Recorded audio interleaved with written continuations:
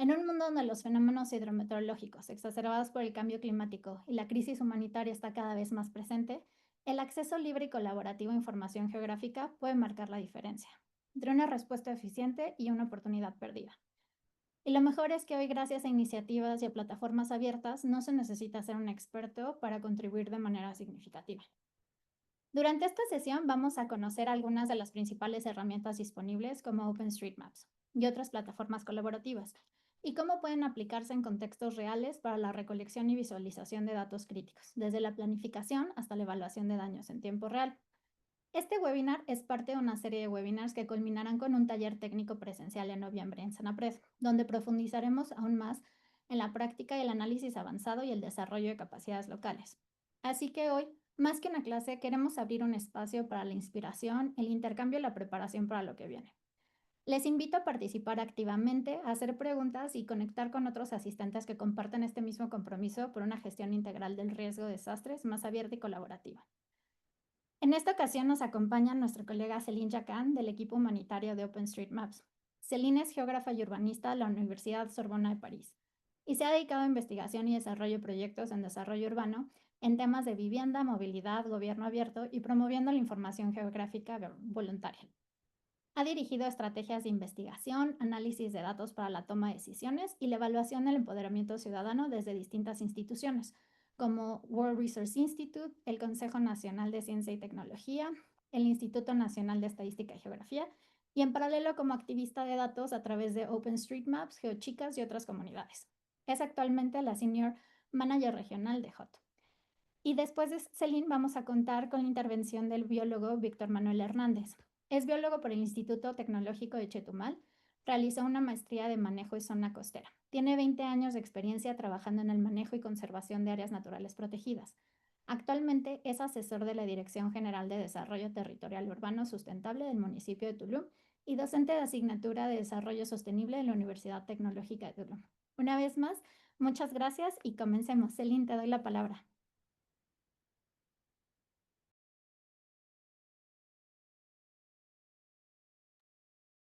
Celine, creo que estás en mute.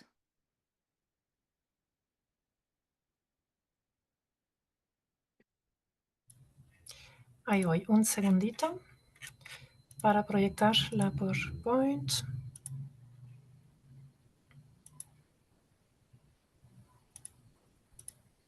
Ahí voy. ¿Listo? ¿Pueden ver mi pantalla?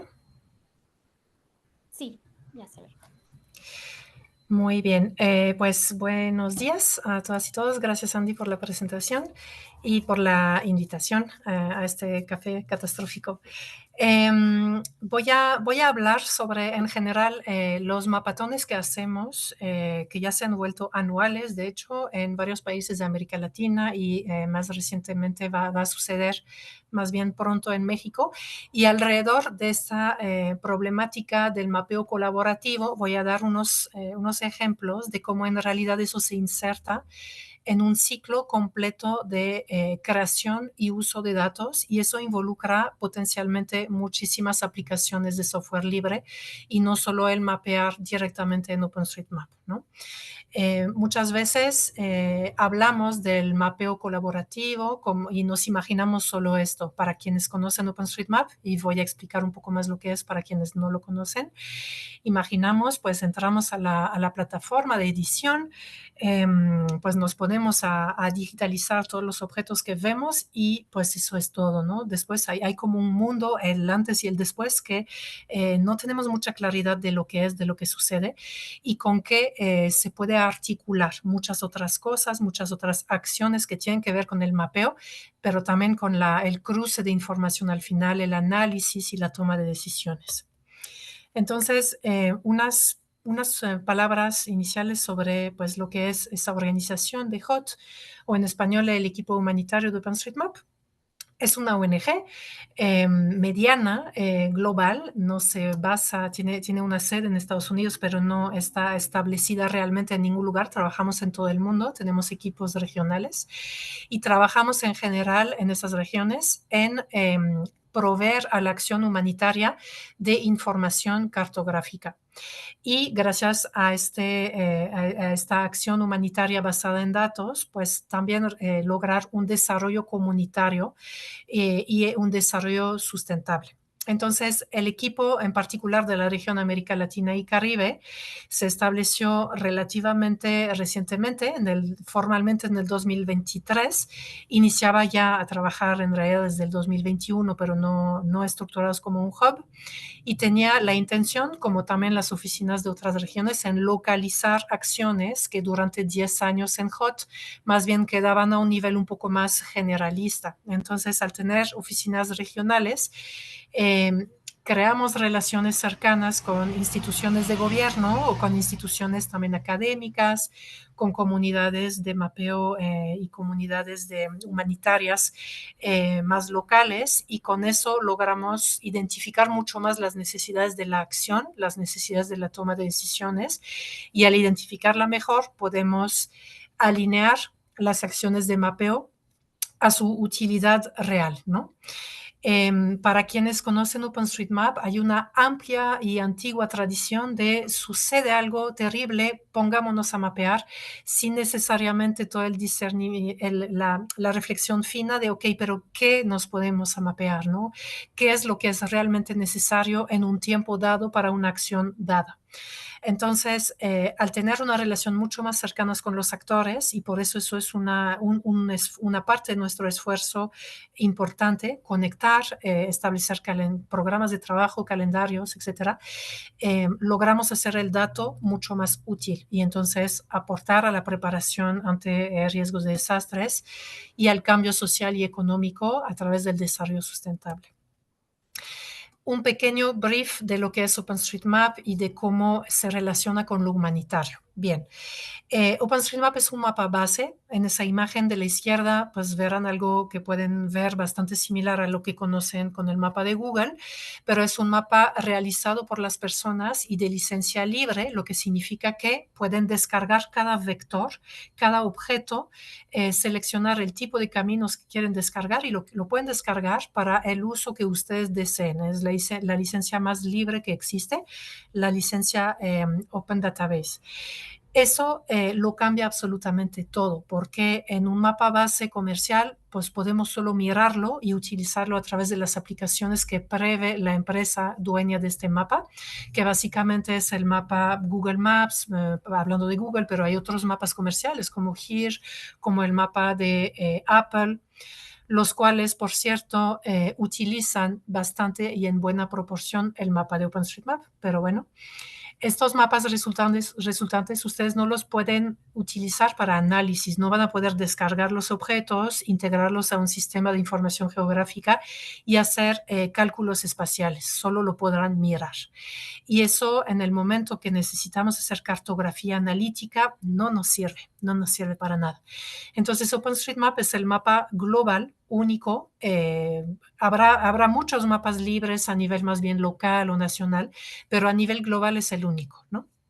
Y el enfoque humanitario que se le empezó a dar inició en Haití. Port-au-Prince es la capital de Haití, en 2010, cuando sucedió un sismo pues muy destructivo, y en un país, ese ejemplo es muy importante porque es un país de los más pobres del mundo, donde también, por ser pobre, no tiene recursos de su estado para lograr tener bases de datos en buen estado, con buen nivel de calidad, con buena calidad metodológica y con suficiente actualización. Entonces ahí, especialmente ahí y en ese momento, era relevante mejorar la cartografía libre.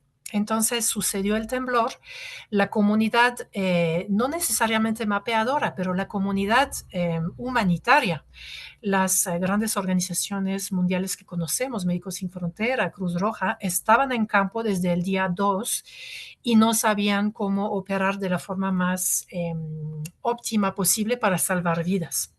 Estas mismas personas, staff de esas organizaciones en campo, sabían que existía OpenStreetMap, que era un proyecto que era relativamente joven aún, tenía 6 años de existencia, y decidieron movilizar toda la gente que conocían y que conocían OpenStreetMap para todos cartografiar, pues, con esa necesidad en ese instante y con rapidez, es decir, se requerían la cartografía en cuestión de días, movilizaron la gente y lograron que se generara en pocos días, aquí dice 18 días después, pero a 3 días después ya había la mayor parte de la infraestructura crítica cartografiada y disponible, y que entonces desde ahí Médicos Sin Frontera podía descargar los caminos, los puntos de localidades. Antes de tener el detalle de cada edificio, de cada localidad, ya sabía dónde había localidades, qué camino iban a poder tomar para ir a esas localidades y empezar a hacer cartografía de priorización logística. Eso es como algo súper básico y absolutamente necesario. No pueden ir instituciones de ese nivel a cualquier lugar a ver si encuentran edificios. Tenían que saber dónde hay más edificios, por dónde empezar, por cuál región empezar, y para eso se tiene que hacer análisis cartográfica.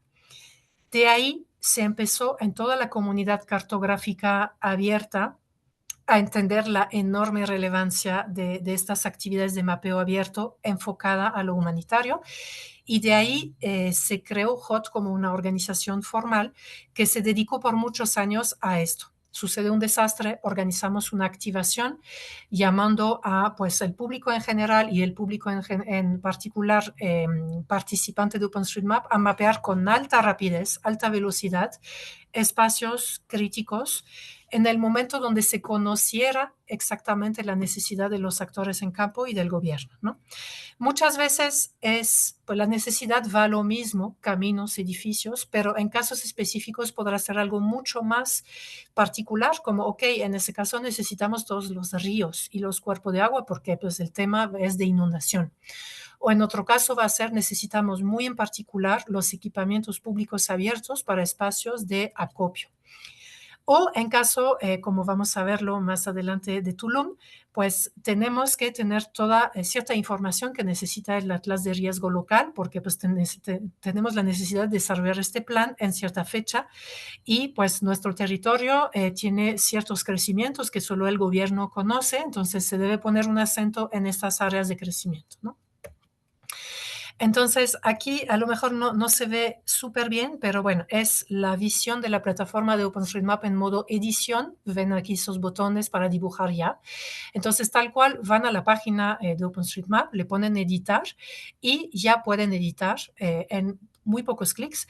Y aquí vemos los objetos vectoriales, se ve un poco en tonalidad roja esta línea que es una calle seleccionada, por eso se ve roja, ¿no? Y en cada esquina ven esos pequeños nodos que son tal cual nodos vectoriales que yo puedo agarrar y mover o duplicar o precisar exactamente para que esté en el centro de la calle, etcétera.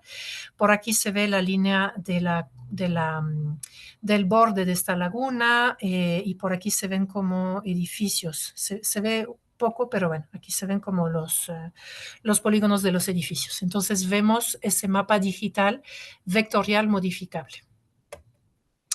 Bien, ahora contaré un poco qué son los programas humanitarios que realizamos en HOT desde que pues, hemos iniciado editando OpenStreetMap, pero hemos integrado a esta perspectiva el uso de mucho más métodos de mapeo para proveer la información necesaria a los gobiernos y organizaciones humanitarias. Primero, bueno, hemos pasado muchos años respondiendo a emergencia, pero también estamos más y más poniendo esfuerzo en preparar la información necesaria para que los territorios tengan las herramientas para estar mejor preparados. Entonces, hay activaciones durante catástrofes, pero hay también cartografía anticipatoria. En nuestra región, por ejemplo, el fenómeno del Niño es relativamente lo podemos como conocer, sucede en cierto periodo del año. Lo que no podemos conocer es la fuerza del impacto que tiene ese fenómeno, pero dónde sucede más o menos y en qué periodo lo sabemos. Entonces, podemos preparar la cartografía muy fina de los territorios que están en alto riesgo. O hay también zonas vulnerables por otros asuntos, simplemente por su microgeografía, como por ejemplo las favelas en laderas, ¿no? En zonas que siempre van a conocer un riesgo de deslave por cómo están implantados sobre pendientes fuertes y por la inestabilidad de esas pendientes. Esto es algo que también se conoce y que es más debido a la microgeografía que a un fenómeno climático en particular, ¿no? Entonces, todo eso se puede relativamente prever y los mapatones nacionales justamente están en atención a esto, conocer los espacios más vulnerables de un país y mapearlos de forma anticipatoria para que mucho antes de que suceda un desastre se pueda tener toda la información necesaria que se pueden integrar a programas y políticas públicas. Entonces, bueno, en tema de anticipación, los mapatones anticipatorios han sucedido por ya varios años, 3 años en Ecuador, 4 años en Perú, en México en agosto va a ser la primera. En Brasil ha habido mapeos más bien enfocados a favelas. Falta Colombia aquí. En Colombia ya se ha hecho por 2 años también.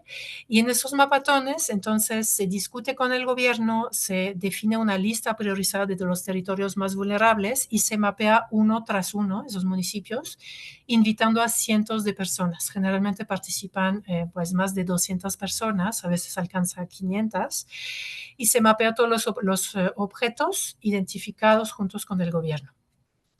En muchos casos, esos mapatones también se insertan en otras redes de actores como Amerigeo, ¿no?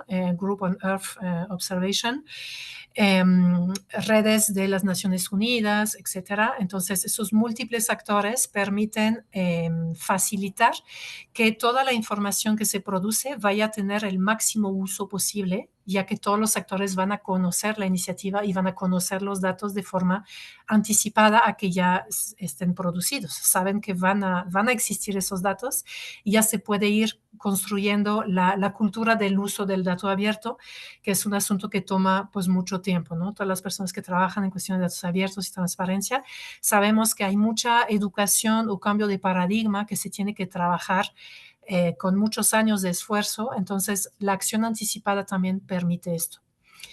En México, algunos ejemplos también de uso en zonas más específicas son los caminos, todos los caminos existentes y zonas urbanizadas o edificios en las faldas del volcán Popocatépetl, donde no necesariamente deberían estar, pero están, ¿no? Entonces, la teoría de lo que existe muchas veces se reduce a la normativa, de donde sí podría haber construcciones, pero año tras año puede aparecer algún edificio por aquí, por acá, muy arriba del volcán, cosas que se tienen que monitorear y la metodología colaborativa permite monitorear fácilmente porque habrá gente interesada en esta zona o que puede tomar como reto personal o reto de una comunidad el monitorear la urbanización ilegal sobre un volcán y poder comunicar esa información muy rápidamente a instituciones como Senapred, por ejemplo, ¿no? El mapeo de caminos que se transmitió a Senapred puede ayudar a definir las mejores rutas de evacuación o modificar el plan que ya se tenía respecto a nuevas urbanizaciones que se tienen o nuevas áreas deforestadas, etcétera, ¿no? Otro tipo de mapeo que se puede hacer de forma, en preparación es la identificación de los refugios temporales, que cada año cambia en parte. Entonces es muy bueno saber dónde están y multiplicar las cartografías que la población puede consumir de forma más fácil que una lista, ¿no? Muchas veces se comunica por las autoridades en forma de listas en redes sociales y eso no es la forma más fácil para un habitante para saber dónde está el más cercano a dónde se encuentra. En Porto Alegre, en Brasil, en Río Grande do Sul, cuando sucedieron estas inundaciones muy graves, hace 1 año y medio, se pudieron hacer varias cosas, como otra vez, pues mejorar el mapa base, pero también ayudar al gobierno a tener la identificación, la ubicación exacta de sus equipamientos sociales y comunitarios para poder priorizar la inversión en la recuperación muy pronta de estos edificios, siendo los espacios donde se pueden proveer apoyo a salud, a recuperación temprana de las comunidades. Entonces, otra vez se trata de priorizar la acción con el recurso pues limitado que tienen los gobiernos para lograr el mayor impacto positivo a la población y todo eso requiere cartografía. Existen muchos datos, pero en el momento de la emergencia se vuelve particularmente crítica la exacta ubicación y la mayor parte del tiempo, incluso en registros públicos, nada tiene una exacta ubicación, todo tiene una ubicación aproximada y la ubicación aproximada no es suficiente, ¿no? Entonces, en eso también la verificación de una ubicación y la mejoría o corrección de esa ubicación es también una acción que se puede llevar mediante el mapeo colaborativo. Otro ejemplo, en Guatemala, previo a un programa, a la evaluación de si se iba a elegir un programa estratégico nacional para la nueva administración presidencial, se cartografiaron todos los caminos del país y sobre todo en un 100% los caminos rurales para permitir hacer análisis de factibilidad de inversión en carreteras para apoyar las comunidades rurales en su desarrollo, en su salida de productos agrícolas, etcétera. Entonces es una visión amplia y pluridimensional del desarrollo económico y rural y de la prevención de riesgo de desastres en esas áreas que se pudo hacer mediante un mapeo masivo durante un mes con el voluntariado de la ONU para producir toda esa cartografía en OpenStreetMap y permitió que en el mes después esa evaluación y esos análisis ayudaran a tomar la decisión de implementar el proyecto, el cual hoy día ya se está implementando. Otros proyectos más de resiliencia urbana, como el de Tulum, que se va a explicar un poco más adelante, pero se replicó en otros países, en Guatemala, en islas del Caribe. Ahí hubo un acercamiento integral a los gobiernos para acercar soluciones de creación de datos contribuidos por la población y por las comunidades de mapeo, utilizando herramientas open source que no iban a costar nada a nadie y instalar capacidades técnicas en las diferentes áreas de esos gobiernos locales para que tanto a corto plazo como a largo plazo los funcionarios pudieran replicar el uso de esas herramientas en muchas otras problemáticas de su gobierno e incluso en otros gobiernos donde a lo largo de su trayectoria profesional iban a desplazarse, ¿no? La vocación de servidor público generalmente se mantiene y es muy común que funcionarios pues ya cambien de administración, la cual es muy corta, pero lleven el conocimiento a su trayectoria que no es muy corta, es muy larga y va a beneficiar a muchas administraciones locales en las que las personas se van a mover. Entonces, eso es como la visión de los proyectos Open Cities. Y esta misma visión la hemos trasladado a dar entrenamientos, entonces más corto, pero a funcionarios de forma más ligera, mediante un acompañamiento en línea, donde a través de un proyecto en particular van a poder desenvolver el uso de varias herramientas y poner en práctica su uso y entonces desarrollar esa formación e instalación de conocimiento, ¿no? Voy a pasar esto más rápido para llegar aquí. Entonces, lo que quiero dejar muy claro es que no hay una herramienta que va a solucionar algo. De hecho, las herramientas no solucionan la vida, ¿no? Más bien, pues son utilizadas en conjunción con muchas otras cosas, con otras herramientas, pero también con saberes. Van a ser adaptadas a un contexto siempre y entonces se definirá el uso justo de esa herramienta para apoyar la solución en este contexto. En ese sentido, tenemos que pensar en un ciclo y un flujo de uso de varias herramientas que nunca será el mismo, siempre será contextualizado. Y siempre será parcial o siempre se le podrán agregar algunas otras cosas y no necesariamente todo el flujo se basa en herramientas abiertas. También a veces incluirá herramientas no abiertas, siempre buscando lograr la solución a nuestro problema, ¿no? No es una religión, vaya, aunque muchos lo queremos ver así, simplemente es lograr de la manera más fácil y más rápida y la menos costosa posible llegar a la solución de nuestro problema en cuestión de datos. Ese flujo que muestro aquí en el centro es un flujo completo de cómo lo estamos manejando en HOT, pero entonces a veces serán simplemente porciones de ese ciclo la que se utilizarán, complementando entre varias herramientas, ¿no? Que aquí vemos abajo listadas. Primero, todo inicia en el contexto humanitario generalmente con una falta de imágenes aéreas. Siempre necesitamos imágenes aéreas porque siempre es lo que nos permite tener una visión actual del territorio sabiendo que cada cartografía siempre tendrá un lapso más o menos corto de falta de actualización porque se hizo en algún momento propio. Igual la imagen aérea se hizo en algún momento. Pero la búsqueda de imágenes las más recientes siempre va a ser la primera necesidad para responder a una emergencia o para realizar una acción anticipatoria.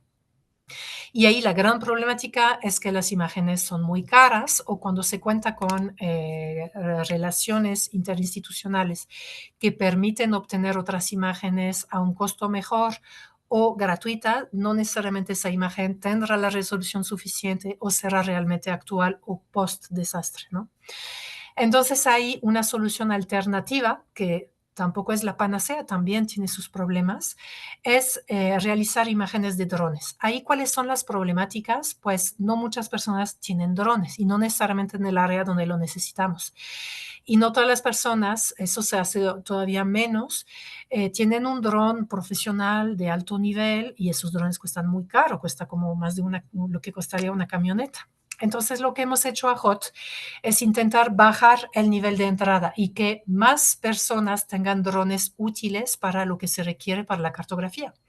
Y bajar ese nivel de barrera es hacer que los drones recreativos, lo cual es ahí sí mucha gente ya tiene drones recreativos, puedan hacer el trabajo de un dron profesional. Para esto, entonces, se hizo un sistema que se llama Drone Tasking Manager, que está ahí, que permite generar planes de vuelo y entonces, gracias a eso, generar una fotogrametría a partir de drones que no están pensados para eso, pero que al generar algún archivo en su sistema, es decir, un poco hackear el sistema de ese dron, puede seguir las órdenes de realizar un vuelo cubriendo un área exacta que se le habrá mandado hacer a una altura constante.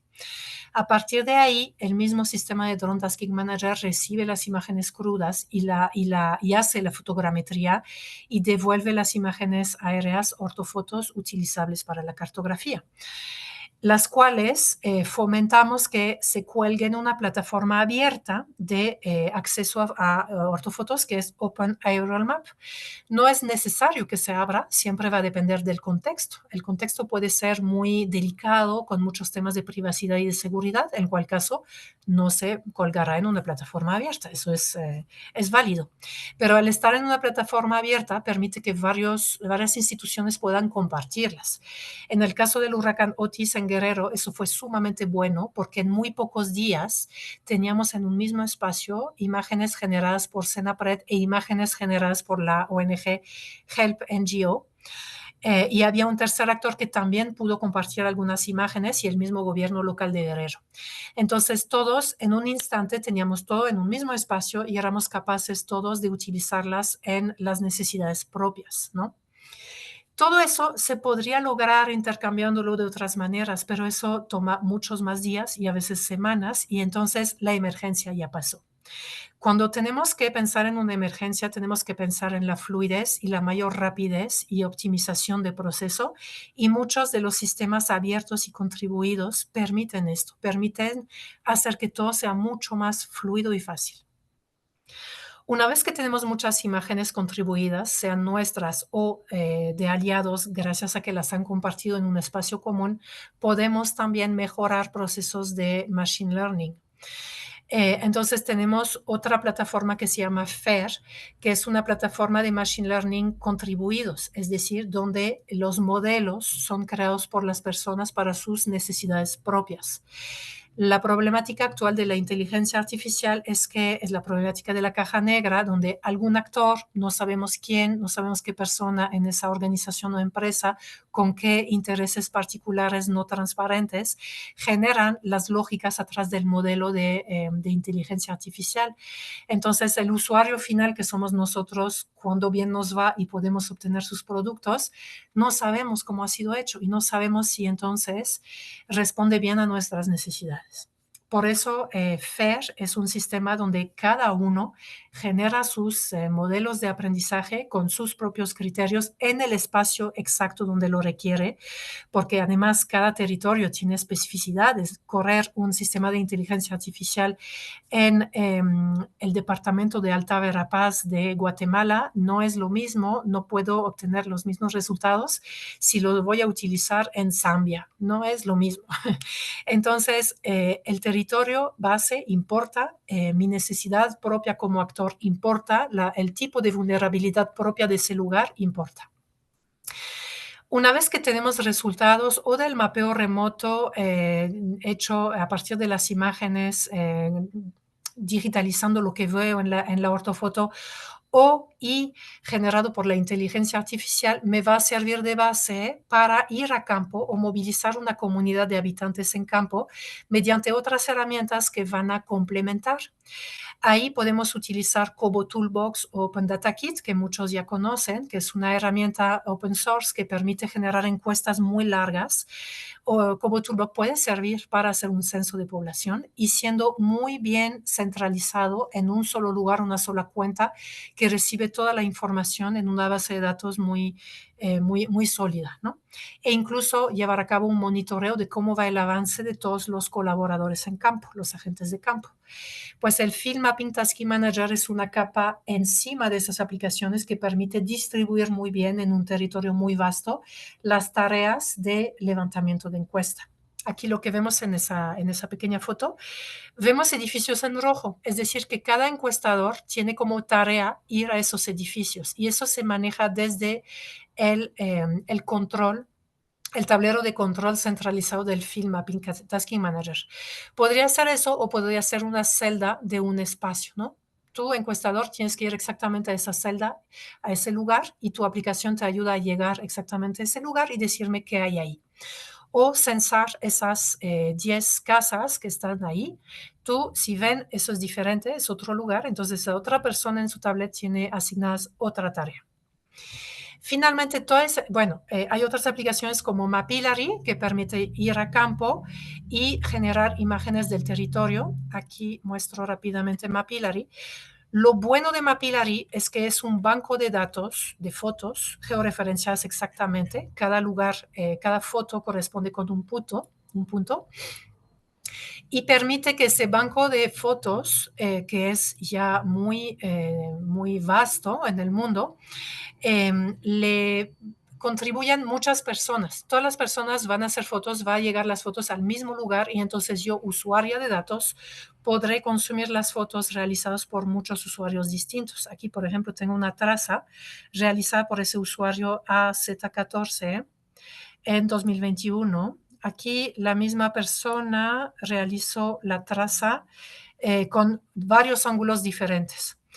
Aquí me encuentro en una ciudad de Guatemala, ¿no? Aquí tengo varios usuarios, CART. Bueno, aquí tenemos esencialmente a CART realizando esas trazas, pero a lo que voy es que muchas personas aportarán visiones en momentos distintos de un mismo espacio y eso me permitirá tener una visión del territorio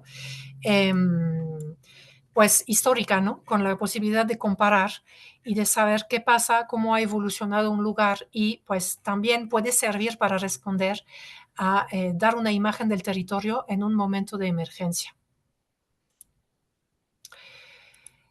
Y evaluar, por ejemplo, el estado de equipamientos, que eso es una forma en la que hemos estado planeando usar Mapillary en Porto Alegre con las inundaciones. Personas yendo cada 6 meses a un lugar para evaluar cómo se está recuperando, cómo el gobierno está efectivamente invirtiendo en la rehabilitación del edificio.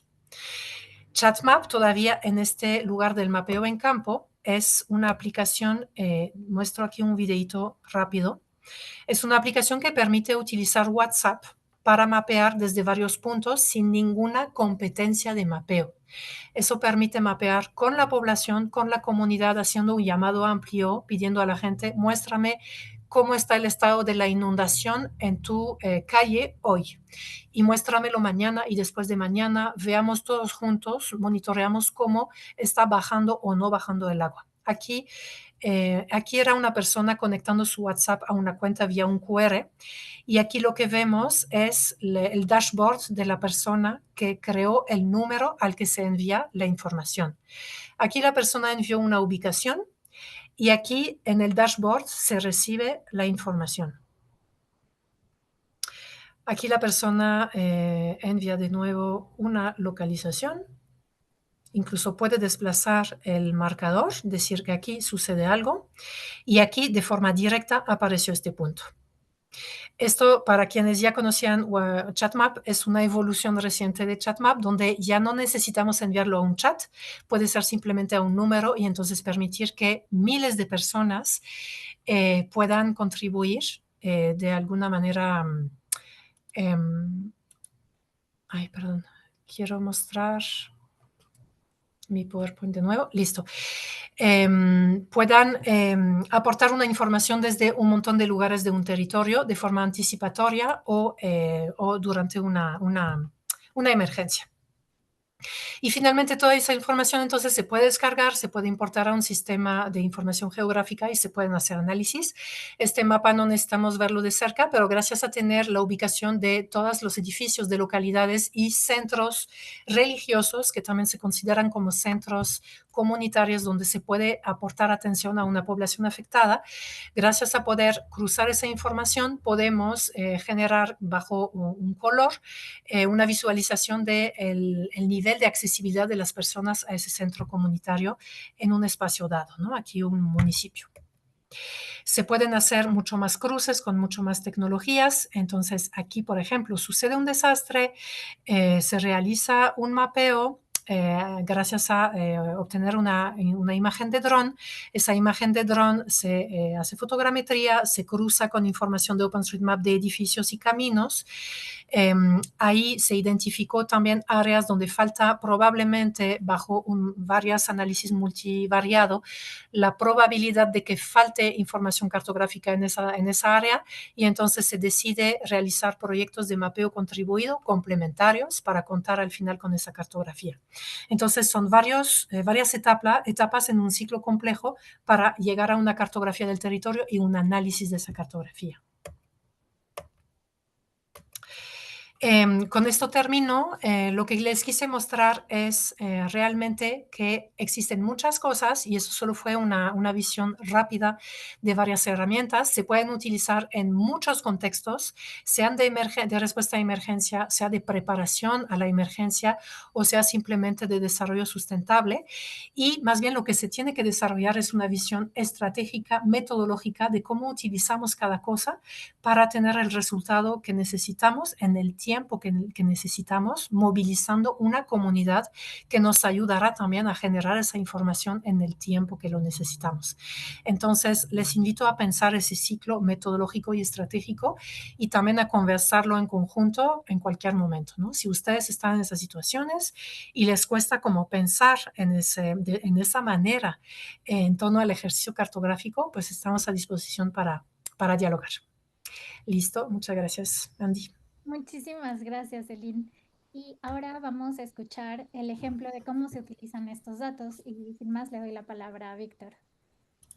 Muchas gracias, muy buenas tardes, Celine. Un gusto saludarte nuevamente. Andy, muchas gracias por la invitación y también para poder compartir esas experiencias desde el municipio de Tulum.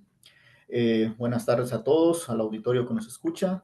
Desde este rincón del Caribe mexicano y la muralla maya de Tulum, reciban todos un cálido abrazo de nuestro presidente municipal, el licenciado Diego Castañón Trejo.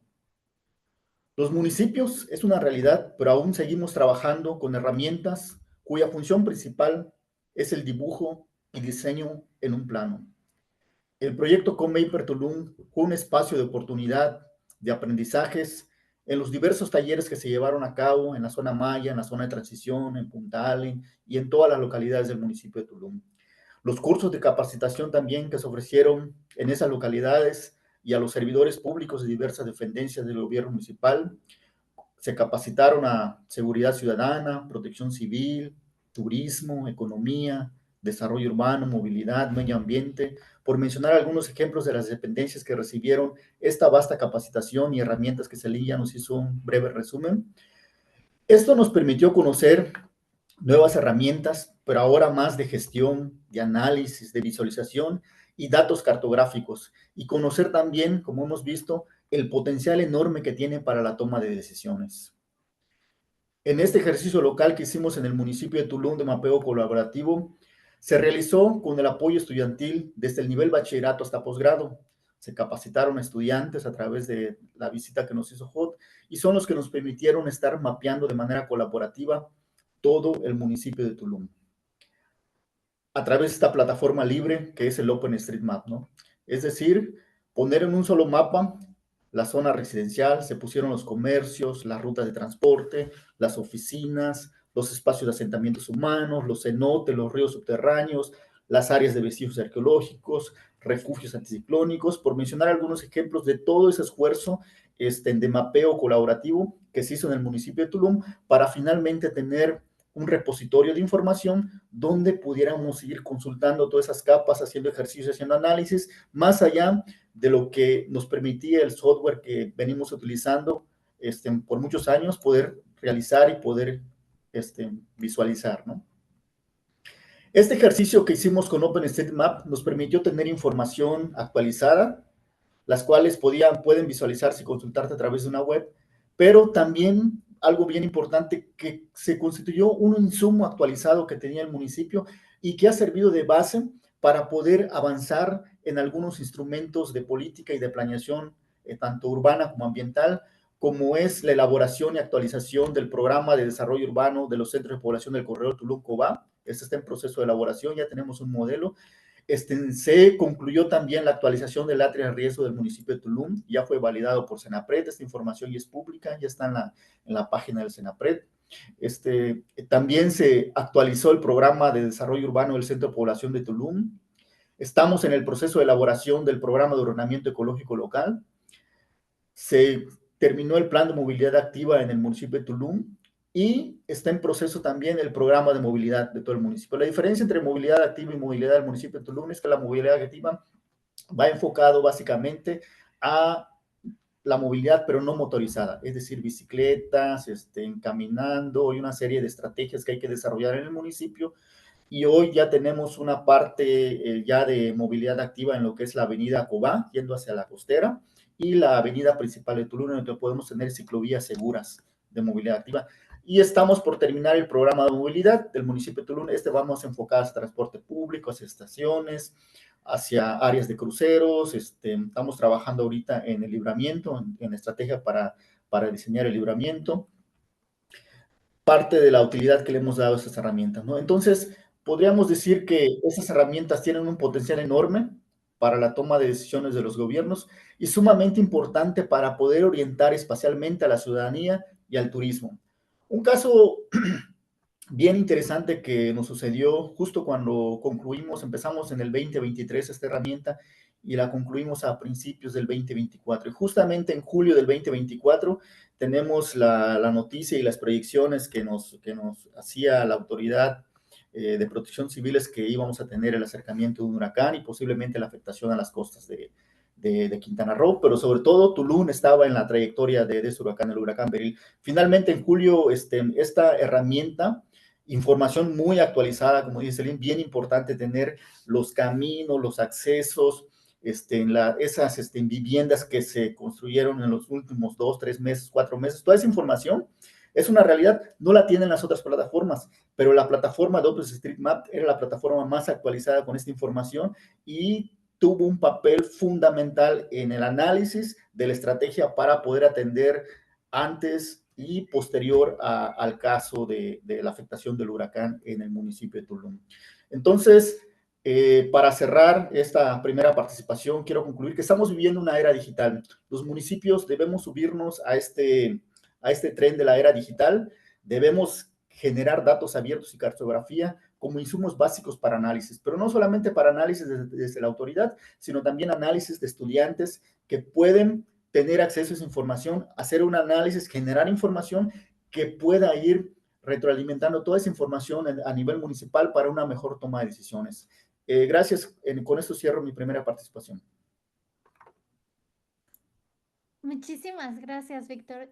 No sé si de la audiencia tengan dudas o comentarios para Celine o para Víctor.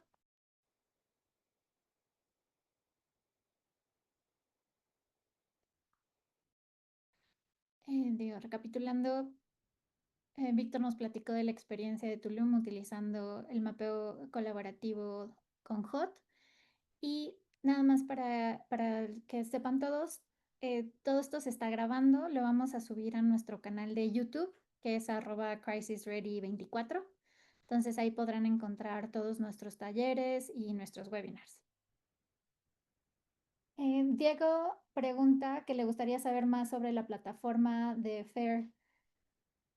Celine. Muy bien. Bueno, podríamos pensar una pequeña demo, no es en este instante, ¿no? Pero explico en general cómo funciona.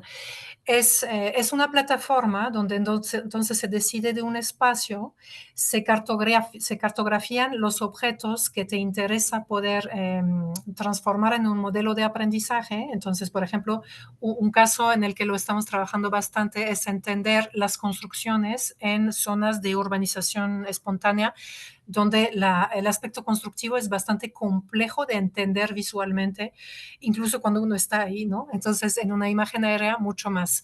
Me refiero en particular a asentamientos informales sobre pendientes, favelas, laderas, etcétera. Entonces, utilizando imágenes de drones con una cierta inclinación donde se ve un poco más en 3D, enseñamos a la plataforma a comprender que un edificio es un edificio y no es parte del mismo, o cada pedazo de techo no es un edificio separado, lo cual a la inteligencia artificial todavía le cuesta bastante. Si una casa tiene un techo de lámina y luego de cemento, entonces ese tipo de aprendizaje es en el que estamos trabajando, ¿no? Otro tipo de aprendizaje que estaremos empezando ahora con PNUD Colombia es entender los usos de suelo de manera un poco más fina que los modelos existentes de monitoreo forestal, donde se ve lo que es bosque. A veces no se ve lo que es cultivo de árboles respecto a lo que es bosque, y a veces tampoco se ve lo que pues no tiene árboles. Entonces requiere un ojo mucho más fino, ¿no? Y entonces igual dibujamos, digitalizamos primero una gran cantidad de objetos, los clasificamos. La plataforma FAIR permite que este mismo dibujo sirva de una piedra, dos pájaros, a integrar, a enviar esa información mapeada a OpenStreetMap. Entonces, al mismo tiempo, contribuimos en el mapeo en OpenStreetMap y enseñamos a FAIR, ya que FAIR está conectada de forma interoperada con uno de los editores de OpenStreetMap, que es JOSEM, es un editor un poco más avanzado. Y finalmente, le pedimos a FAIR iterar reconocimiento de objetos. Entonces, lo hace. Calificamos ese nivel de esa calidad del aprendizaje y de la proyección, y le decimos exactamente qué objeto validamos porque su reconocimiento fue de calidad, qué objeto no, de plano no reconoció o lo reconoció horrible, ¿no? Con una línea de mala calidad, y en eso consiste el entrenamiento. Entonces, de hecho, en ese entrenamiento pueden participar más personas. Podemos enviar toda esa fase de validar o invalidar objeto por objeto, por ejemplo, a un grupo de estudiantes. Y de esta manera, pues seguimos entrenando nuestro modelo. Nuestro modelo lo podemos guardar como de forma privada en un grupo, en un departamento universitario, por ejemplo, o hacerlo público en la plataforma de FAIR para que otros actores, otras organizaciones puedan agarrarlo también, correrlo igual en otro territorio. Entonces, de esa manera se contribuye. No sé si tienes preguntas más específicas todavía sobre FAIR.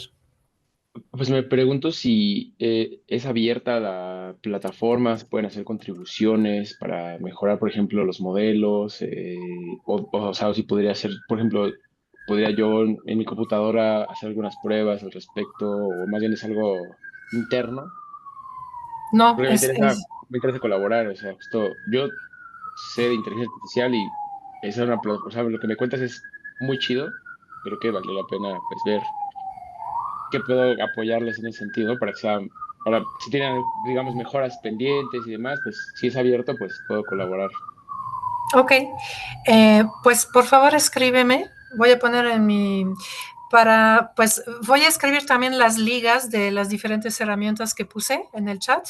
Ahí Genial. puedes entrar a FAIR, podrás ver los modelos de entrenamiento que están y mirarlos, pero también puedo organizar una reunión con el equipo que se encarga más del desarrollo, ¿no? Genial, gracias.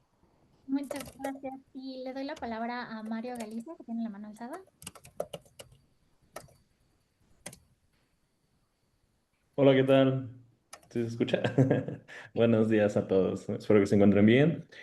Bueno, mi pregunta va más enfocada a la parte de buscar la colaboración. Bueno, yo pertenezco a una asociación civil que busca la gestión del riesgo y la resiliencia. Entonces, nosotros nos encontramos en Tlaxcala, bueno, las limitantes entre Tlaxcala y Puebla, muy cerca de Popocatépetl, y pues me hizo mucho ruido ahorita la colaboración que se va a tener para hacer el mapeo en cuestiones del Popocatépetl. Entonces me gustaría pues ver si hay alguna forma en la que nosotros podamos colaborar. Tenemos pues medios de transporte, uno que otro dron, entonces en ese sentido va mi participación, de buscar esa colaboración activa, y me encantó, ahora sí que la herramienta, me encantó la propuesta, creo que va a ayudar demasiado, y que México pues tiene que ya estar dando todas las herramientas y facilidades posibles para que entre de la mejor manera.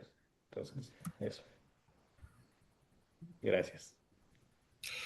El mapeo del Popocatépetl no es algo que se va a hacer, es algo que se hizo, pero que decía todo el tiempo tiene que volverse a mirar, ¿no? Entonces, ahí es sumamente útil poder obtener imágenes de drones. Dijiste que tienen drones, ¿no? Entonces, creo que el proceso interesante ahí es poder generar un calendario de vuelos, con qué frecuencia yo tendría que poder discutir con Senapred, qué es interesante, como cada trimestre o 2 veces al año o mucho más, lo desconozco un poco. Son parte de las cosas que se deben como pues, concertar. Ir con ese calendario de vuelo, realizar los vuelos, colgarlos de forma abierta en la plataforma Open Aerial Map, justo con ese propósito de que tanto Senapred, sin pasar por nosotros, puedan obtener las imágenes, como nosotros, como algún otro actor de la sociedad civil, como TECH o como universidades, etcétera.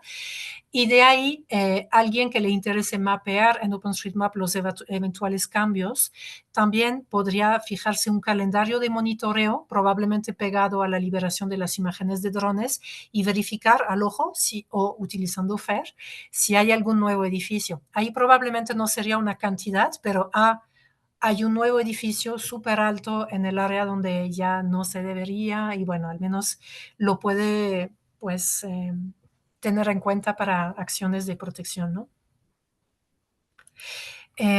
Sí, pero de forma mucho más amplia, donde se requeriría bien todo ese flujo, sería en los municipios de la mayor cantidad de vulnerabilidades acumuladas, que son a partir de ese estudio que hizo el INEC y que Senapred reclasificó. Se tiene una lista de 20 municipios y son justamente los municipios que vamos a mapear durante el Mapatón Nacional en agosto. Y si ahí se tuvieran imágenes de drones, además, eso hace extraordinarias las condiciones de mapeo. Pero estos, supongo, quizás estás en la Ciudad de México, ¿sí? ¿No? Estoy en Puebla y Tlaxcala. Ok. Bueno, esos municipios no están ni en la Ciudad de México ni en Puebla, están más bien en toda la costa o hacia el interior, pero desde la costa Pacífico, desde Sonora hasta Chiapas, Oaxaca. Bueno, si alguien más oye eso y está en esas áreas y cree que puede contribuir con ortofotos o algo así, también se necesitará. Pero con todo gusto seguimos hablando del Popo. Gracias. Muchas gracias, Mario. En el chat hay una pregunta de Israel Muso de cómo poder aplicar temas de mapeo para acciones anticipatorias. ¿Cómo se activa un mapeo o a quién lo motiva? Ok. Nosotros activamos en el sentido, generamos un proyecto de mapeo y utilizamos las redes que tenemos, redes sociales, pero también redes con actores, para pues impulsar que mapeen, ¿no? Entonces es un aspecto más comunitario ahí. Y la plataforma como tal, el Tasking Manager, que divide el espacio en pequeñas celdas y permite pues organizar, administrar que el mapeo de una zona dada se dé en buen orden. Esa plataforma Tasking Manager es también abierta. Es decir, que cualquier actor puede decir, ok, qué bien lo que hacen HOT, pero yo lo quiero hacer por mi vía, está perfectamente válido. Lo que se hace entonces, como es nuestra plataforma y somos un poco responsivos por la calidad del mapeo resultante a través de nuestra plataforma, nosotros capacitamos a quienes desean tener una cuenta de editor del Tasking Manager. Lo capacitamos explicando cómo funciona la plataforma, pero también dando pues algunos criterios de calidad de mapeo, ¿no? Es decir, que si ustedes hacen un proyecto ahí y lo mapean así súper mal, con gente con quienes ustedes no tendrían el cuidado de capacitar, quienes quedan con la responsabilidad somos nosotros. Entonces les damos esa capacitación explicando todo esto y una vez que estén capacitados, y es una capacitación de 1 hora y media tal cual, ustedes ya pueden hacer el proyecto en el lugar que requieran. Entonces, cualquier lugar para cualquier temática. Eso sería una manera de hacer un mapeo anticipatorio en donde ustedes quieran. Luego, la otra parte de tu pregunta es cómo utilizar la información en un contexto anticipatorio. No sé si ahí te refieres más a cómo analizar los datos o... Pero bueno, imaginando que es así, una vez que se realiza el mapeo en OpenStreetMap, tú lo puedes descargar como cualquier pues, capa geográfica en varios formatos. Hay herramientas de descarga en el formato nativo de OpenStreetMap, pero hay también herramientas donde directamente te da un shapefile o un GeoJSON. Entonces eso pues ya lo integras a un sistema de información geográfica y generalmente la forma más clásica de utilizar esa información es cruzando con datos de tipo poblacionales o datos de tipo sobre fenómenos, por ejemplo, podría ser también crímenes, ¿no? Y poder hacer análisis de pues, densidad de edificios por la problemática que te importe analizar, etcétera, ¿no? Ahí ya es cuestión completamente ligada al contexto. Perfecto, muchas gracias, Elin. Ahora voy a pasar por una pregunta para Víctor de Steph. Te pregunta si podrías compartir si hubo barreras para usar la plataforma o que las instituciones compartieran información en esta.